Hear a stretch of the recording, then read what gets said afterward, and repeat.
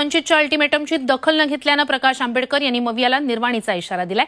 लाचारी आम्ही कधीही मान्य करणार नाही। माझ्या आजोबांची म्हणजेच बाबासाहेब आंबेडकरांनी लाचारी विरोधात चळवळ चालवली होती, मात्र जिथे चळवळीलाच लाचार केल्या जातात याला आम्ही कधीही मान्य करणार नाही असा इशारा आंबेडकरांनी दिलाय। त्यामुळे आता मविया आंबेडकर यांच्या इशाऱ्याची दखल घेणार का याकडे लक्ष लागलंय।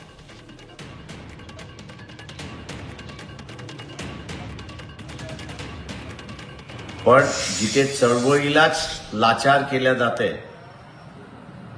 आणि लाचार करून संपवल्या जाते त्या ठिकाणी आम्ही कदापिही मान्य करणार नाही अशी परिस्थिती आहे।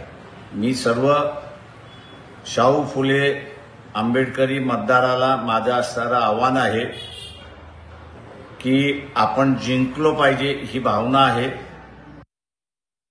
उद्या फारकतीची भूमिका आता आंबेडकर जाहीर करतायत का आणि त्यातच हे सूचक वक्तव्य म्हणायचं का असा प्रश्न यातून उपस्थित झालाय।